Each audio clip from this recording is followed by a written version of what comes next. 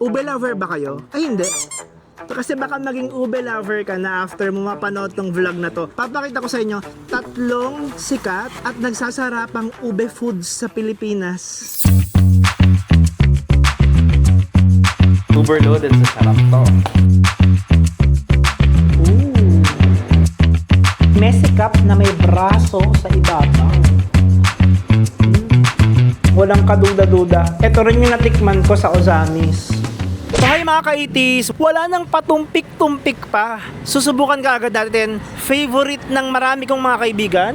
At saka, pinakamasarap na ube cake sa buong Pilipinas, nagmula sa Mindanao, sa Ozamis to be exact. Ngayon, pupuntahan natin sa isang branch nila na napakaganda sa BF Homes Parañaque. Pero kasama ko si Kuya. Kasama ko Kuya Jeril. Hi guys! Salamat! Salamat sa pagpunta dito. Ipapakita niya sa atin kung paano ginagawa ang Purple Yam Ube Cake exclusive sa kanilang BF Homes Parañaque branch. Yes, samahan nyo kami guys kung paano namin ginagawa yung ube cake na trending sa Visayas and Mindanao. Literal, pinipilahan to doon. Kaya, let's go! Gusto ko ng Messi Cup pa. Ayan. So ito yung kanilang tindahan. Ang cute ng kanilang tindahan dito. Pag nag-order kayo ng large na ube cake, sobrang bigat talaga yan. Kaya sobrang overloaded talaga sa ube halaya. Naka-layer kasi. Yes, pati sa gitna, hinahati namin yan. Tapos nilalagyan ng frosting. And then babalik namin ulit. Then frostingan namin yung gilid, pati yung ibabaw. Kasi lahat ng mga premix ingredients namin galing sa Ozamis mismo. Ngayon, yung pinaka-raw ingredients namin na ube mismo is galing sa Bukidnon, then pinoproseso sa Ozamis. And then yung wet namin na premix na ube halaya, fina-fly yan from Ozamis going here sa Metro Manila via Cebu Pacific. Via Cebu Pacific, piece of air. So talaga 100% ube tayo. Matitignan niyo yan. So pwede ba ako maki-house tour, maki-factory tour sa inyo? Yeah, sure. So samahan nyo kami dun sa production na. Saan ba yun? Nandito lang sa likod. Tara! Ayan. So, yan yung custard natin. Ube custard cake. So, chine-check natin kung luto na. Yan. So, yan yung pang-pa-check. Tinutusok lang. Ano po yan? Yan yung ube halaya natin. So, niluluto natin hanggang sa maging malabnaw pa siya. Then, later, magiging sticky. Tapos, yan yung gagamitin natin pang frosting sa mga ube cakes natin. Ayan. So, ito na yung ube halaya natin. Ito yung pang frosting natin sa mga ube cakes. Sarap! Ang lapot. Ang lapot niyan. Napakabango. Sobra. Yung pinaka-cake base natin, hinahati natin yan sa gitna. Kasi nilalagyan natin yan ng halaya. Wow. Yes. So, totoong ube po ito. 100% ube. And our ube galing sa Bukidnon. So, yan yung mga variant ng ube dun sa atin sa Bukidnon. Lahat ng ube natin nationwide galing sa Bukidnon. Oo. Yeah, tapos pinoproseso sa Ozamis. Okay. Yeah. Bakit niyo po naisipang Purple Yam Cake? To be specific, ang business niya. Kasi yung CEO nito, pinakamay-ari, si Tito Oyos Mendoza, pinsan ko siya. Sobrang na-inspire ako sa kanya kung paano niya to nasimulan. Si Kuya Oyos is hindi siya selfish. Sinishare niya to. For example, ngayon, yung business model natin sa Purple Yam is through partnership, walang franchise. So yung nakakapag-partnership lang with Purple Yam, either family member niya, mga kamag-anak namin, or very close friend sa kanya, or kilala niya. Hindi lang basta-bastang sinong partner lang yung pwedeng magpatayo ng Purple Yam. As an opportunity, syempre, hindi lahat nabibigyan ng oportunidad para makapagtayo ng Purple Yam na store. So yun, ginrab ko yung opportunity. Yes. Ilang taon na po ang Purple Yam dito sa BF Homes Parañaque? 1 year. Oh, wow. Yes. Scan natin. So nagkakalaga to ng 380 pesos lang. So usually, since very popular si ube cake natin, so maraming nag-i-inquire kung paano nila ito mapapadala sa ibang bansa or pasalubong sa mga probinsya. So ito yung in-order nila, yung nasa tin can, kasi maganda yung pagka-pack nito. Sealed na sealed yung pagka-cover niya, and then iwas din na titilapon yung halaya natin. Ayan, yun yung tinatawag namin na dowel. Dito sa Purple Yam BF Homes Parañaque, 90% are online. So pinapa-deliver to via motor or mga sasakyan ng Lalamove, Move It, or Grab. So kailangan namin lagyan ng dowel para hindi maalog at magdulas yung cake natin. Kasi hinahati natin yung cake natin sa gitna para overloaded talaga sa frosting. Nakikita nyo yan, pati gitna may frosting, yung taas may frosting, yung gilid may frosting. So, overloaded talaga yan. Yung dowel natin na dalawang straw, yan yung nagpapa-support para hindi maalog at hindi magdulas yung cake natin while in transit. Kala ko para mahigop yung zago. Ube cakes tayo to celebrate Filipino culture. Try natin. Ooh.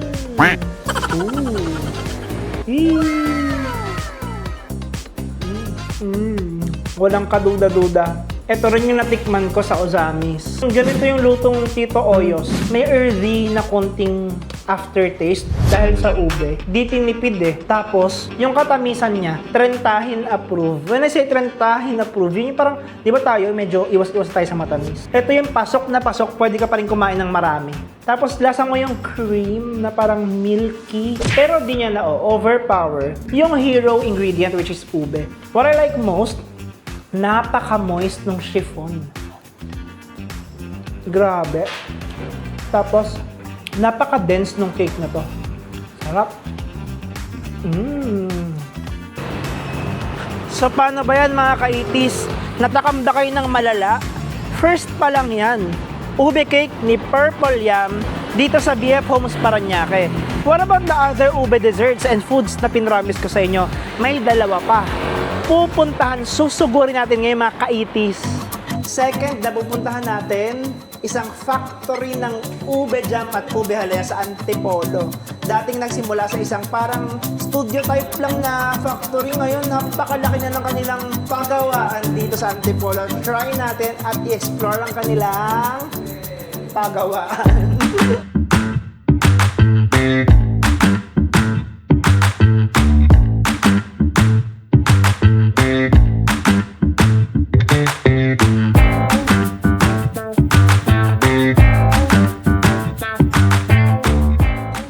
Sir, ano na, kamusta na? Parang, kasi dati, grabe, ang dami kong difference na nakita ngayon. Wow, ang dami. Dati kasi, parang studio type lang. Yes, Ano oo. nangyari, sir? Ba't ang laki-laki ng factory mo ngayon? Oo, nung una mo kaming binisita, no, nasa maliit na lugar lang tayo, no, nasa harap yung store namin, tapos dun sa likod, doon kami nagluluto, and then yung mga machines natin, medyo limited lang. Limited lang din yung space natin. So, before ka mag-vlog sa amin, sir, no, so parang every time na may mag-i-inquire sa amin, parang tuwang-tuwa na kami. May bumiling isa, dalawa, kada araw, tuwang-tuwa na kami. Then, Opo. after nung pumunta ka sa amin, so yun, laking pasalamat namin na talagang nag-boom yung mga inquiries, kahit sa iba't ibang lugar, no? So, imagine, may Batangas, may Cavite, may Bulacan, na minsan, mas mahal pa yung shipping fee kesa dun sa product. So, ganun yung naging impact mo sa amin. So, very thankful kami na ikaw yung first ever na nag-vlog, nagpakilala ng aming produkto. Then yun, nagtuloy-tuloy na. Napakaganda ng turnover. Bren Rafael. Actually, kaya po ko nandito para kumubra po ng porsyento ko. May profit sharing. Oo. Pero hindi, sir. Ayun, bali, ang na-appreciate ko dito yung iba't ibang station. Yes, Tapos oo. talaga nakasegregate siya per set, per ano yung Per process. section, per process. Oo. No? Eh, paano po ngayon? Nakakapag-deliver na ba kayo sa ibang bansa or sa Visayas, Mindanao? Mhm. For now, no, wino-workout pa namin yung pag-extend ng aming shelf life para maging shelf stable siya. So nabanggit mo no na paano nangyaring ganito no, may mga by section, may mga division na kami. So luckily isa kami sa isang beneficiary ng DTI na may program sila para tulungan yung mga MSME na katulad namin.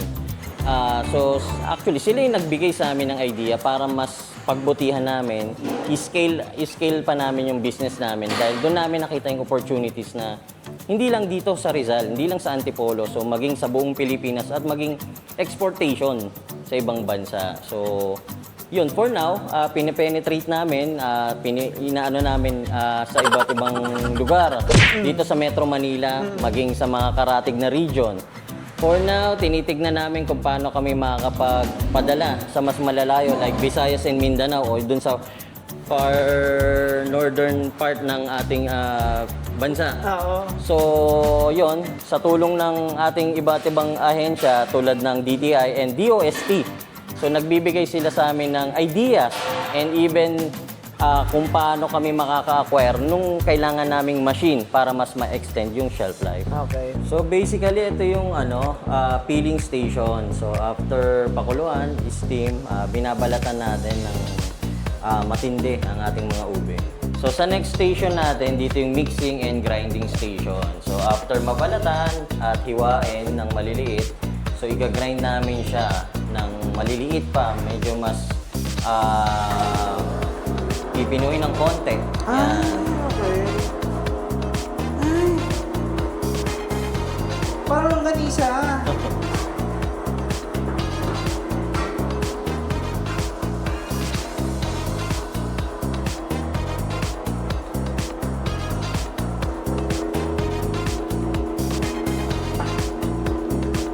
Halo kayo, ube, halo kayo mo ng todo. Ako na yung kumanta. Wala kasi makapiright. Katok, katok, katok. Ang hirap naman pala dito.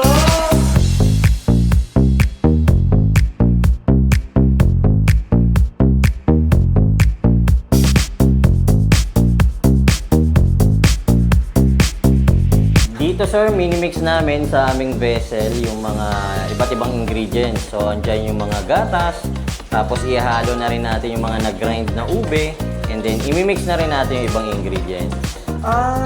At Alaska talagang gamit. Yes sir. Fairness. Branded pala mga gatas nyo here. Ay, ano po lalagay nyo? Yan, lagyan namin ng margarine. or Margarine. Yes. Okay. Ay, sila na ginagawa niya. Saan ang ginagawa niya? After nung mailagay natin yung mga gatas, yung mga grinded na ube, ilalagay na natin dun sa mixture. Ay, wow, hinulog na lahat. Hala. Ayan na, naghalo-halo na yung mga iba't ibang klase ng gatas. Tapos dinurog talaga ng mga ube fruits. Frutas yun, di ba? Ano ba yun? Root crop siya, sir. Okay, okay. Ayun. Okay. Ang ganda ng kulay. Ang bango. So, sana po niya yan, sir, ilalagay. Yan. After nilang ma-mix, ilagay yung mga grinded ube, mas i-grind pa natin ngayon siya para mas pino yung nating ube. So dito sir, after natin mag-grind and ma-mix, lulutuin na natin siya. So ayan na yung mga ready mixture nating ube, at ito yung ating cooker mixer na automatic na naghahalo. Ay, sinisimot talaga niya. Oh. Makakabuo pa yan ng isa. Oh. Ay, tatalsik ba? Baka matalsikan ako. Hindi naman sir. Okay. Controlled naman yung niyan, speed. Grabe. Ang ganda tignan. Ba't may mga white? Yun yung yung spatula na panghalo. Scapula, sir. Ano yung scapula, sir? Nabulol. Ay, ganyan lang yan, boring. So maghihintay na lang hanggang sa maluto.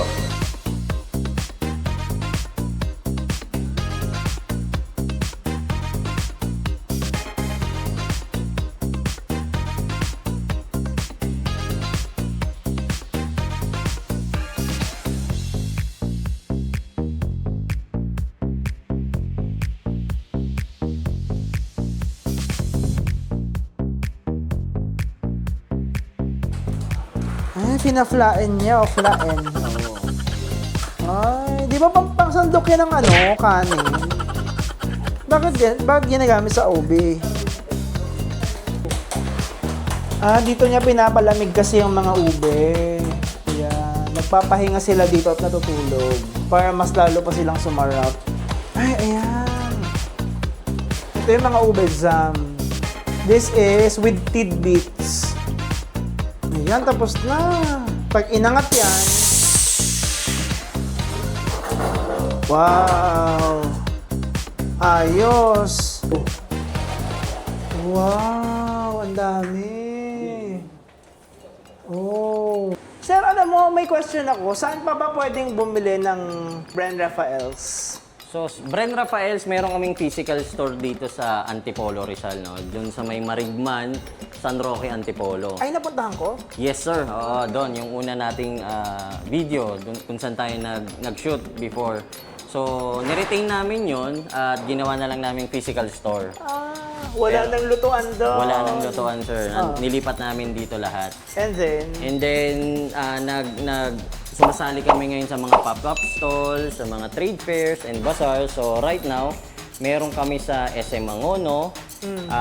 Tomorrow, magkakaroon ulit kami sa SM Taytay. ayun. Nasa market kami ngayon. And Sa Taguig? Yes, sir. Oo. And then another one sa Taguig, yung bagong bukas na mall doon, yung Arca South Arca sa Ayala ganda Mall. na. So may pwesto tayo dyan, pwede silang bumili. And then right now, meron tayong trade fair din sa sa Robinsons Antipolo. Ayun ang maganda. Kaya pala papunta ka doon. Yes, sir. Oo. Pero yun, ibang products ng Pilipinas. Iba't ibang O product ng Rizal, mga Rizaleño. So, support din natin yung mga iba't ibang product ng Rizal. So, andun din kami. Online orders, meron tayong Facebook page, Bren Rafael's Ube Jam and Halaya. Pwede kayo mag-message dyan, may magre-reply po sa inyo. And then, meron tayong distributor sa Pateros. So, pwede din sila mag-message doon. In fairness, sa Pateros talaga, very south. Yes. So, covered na niya si Pasay, Makati, Taguig, Correct. Pasig. Pasig pwede. Ang galing. Sana dumami pa distributor nyo. Sana, oo, lahat Paano mag-apply ng distributor? Gusto ko mag-distributor. Pwede, oo. May ino-offer kaming mga packages. Nag-start sa 4,599 pagka gusto mong mag-reseller. And then distributor, so syempre medyo mas maraming quantity, mas malaki rin ang discount and rebates na ino-offer namin. So ngayon, tatay na natin mga na-witness nating lutuin kanina. Pinagluluto ba naman nila kanina? Ube halaya, ube jam. Ngayon, kinagatan ko na. This is their ube halaya. Para siyang nakalagay sa lanyera. Ngunit, plastic. Mas hygienic. Tsaka mas maganda tignan.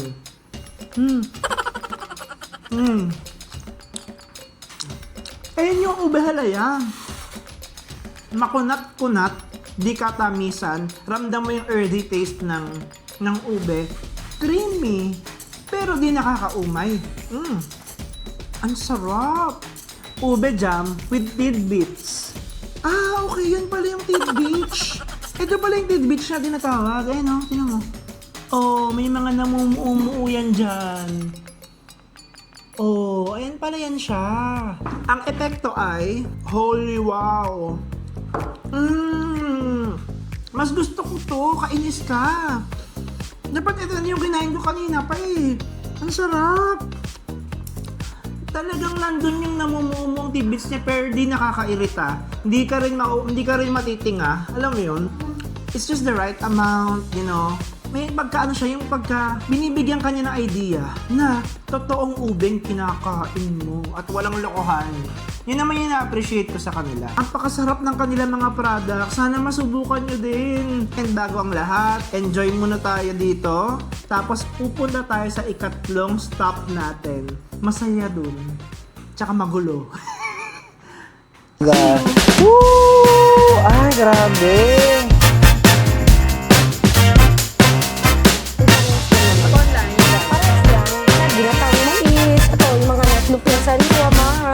Gawa niyo lahat yan, di ba? Lahat po gawa natin. Yung official product po kasi namin may ubi alaya. Yun ang mga Talaga? Oo. Yun ang Ubi nagkasya alaya sa sa kanila. kagat, meron po siyang ubi alaya. Ang ganda ng quality. Tignan mo. Kuya Landas ka. So bali papunta na tayo sa ikatlo and last destination for our ube explorations. Ayan. So ngayon nandito tayo sa Maypaho, Caloocan, papuntang Landasca para ma-witness yung yung isang tindahan na ipapakita ko sa inyo. Wait ka lang, tinan mo. Perfect na pang merienda. Gutom ka ba? Yan. Gugutomin ka here for sure. Papasok tayo dito sa loob ng ng kanilang palengke, ng Landasca. Onting-onting lakad lang makikita mo yung Marites Balboa na store. Saan si Marites Balboa? Ito na! Ayan na. So makikita mo yung Marites Balboa. Sobrang makita mo na kaagad yan siya. So bali alauna ng tanghali, nagpe-prepare na yan sila dito. Kasi early merienda ang atake ng mga tao dito. Dito tayo sa Landasca, sa may dagat-dagatan. Hello mga ka-itis, bumalik ako dito sa Landasca, Caloocan, dito sa Dagat-Dagatan para ma-witness, matikman na naman Angelique and John's online merienda. Ate, kamusta ka na? Hello, ito, okay lang naman. Paus pa rin si ate. Pause pa rin, hindi na. Kamusta ka na at kamusta lang mga tinda natin? May bago ba tayo ngayon? Ito yung mga anak, ginatang mais. Ito yung mga anak, lumpiang sariwa, Gawa niyo lahat yan, di ba? lahat po gawa natin Oh, yan. pero alam mo naman siguro kung anong punteriya ko dito. Yes, diba? ito po yung ubi champurado. Yee! Yung ubi champurado po kasi namin may ubi halaya. Ah, ayun naman Hinaluan talaga. Oo, yun ang Ubi nagpa-special halaya sa sa kanya. kagat, meron po siyang ubi halaya. Oo, yun ang nagpa-special sa kanya. Yes. Okay. Tapos, yung may may prutas talaga ng ube yung halaya. Yes, ubi halaya po talaga siya. Okay. Kala nila food color, hindi Kaya pag tinikman mo po siya, iba po siya yung lasa. May lalasahan yung ubi. Magkano na ngayon ang ube champorado natin? 40 per order natin. Kasi nakaseparate po yung gatas niya. Ah, ito. Yes. Ano gamit mong gatas? Alaska. Ay, wow, social. Alaska yan. Alaska talaga Branded yan siya. Yes, branded. Oh, sige. Alaska, baka naman. Alaska, baka naman ulit. Kulang na yung stocks ni ate, di ba? Yes. Pero di ba binigyan ka naman Oh, dati? binibigyan. Oh. Itong lamesa, itong tower flat na mamara. Ay, bongga. Woo! Ay, grabe. Ang dami mo naman ibinubuhos. Yes. Hindi tayo nagtitipid basta't Alaska. Oo nga. Thank you, Alaska. Bawal magtipid sa Alaska. Okay, sige. Ito naman yan. Ito talaga yung original champurado na champurado Hershey's. Ay, Hershey's yan. Yes, chocolate na chocolate po yan. Tignan nyo naman. Grabe, ang dark. Yes. Kasi meron siyang bar na nilalagay. Hindi lang siya purong Hershey, meron din siyang bar. Ay, bar, alak, the bar. Ganun. No. Bar na chocolate. Ah, chocolate bar. Okay. Yes. Sa mga gusto order online, message lang po kayo. COD or Gcash payment po tayo. Kahit malayo po, pwede. Ang sipag niya kasi talagang bukod sa dito sa kanilang store, talagang nagbebenta pa siya sa online dahil Malakas malakas. po kami sa online talaga. Hanggang saan umaabot ba sa sulok ng Pilipinas? Marami yan, po, Bulacan, Cavite, Laguna. Meron po Laguna. Meron Pasig, Pasay, Santa Mesa, Marikina. Marami po eh. Marami. Opo. Sobrang dami na paos na. Pa-order ako, magkano? 40. 40 pag dine-in. 40 take out and dine in, parehas lang naman. Pag online, magkano? Parehas lang. Ay, hindi ka na nagpapalit ngayon. Hindi na 40. Pinares na natin ng dine-in sa kano. Ito po yung gatas yung take out. Ito po. Okay, thank you. So this is 40 pesos, ube champurado ni Angelique and Jan online merienda. Try na natin, dali. Yan. 40 pesos pala to. Uy, sobrang dami niya ha. Hindi ko lalagay lahat para magets ko yung ube essence. So ito yung ube champurado nila. Alam mo, napakalapot. Nalapot siya.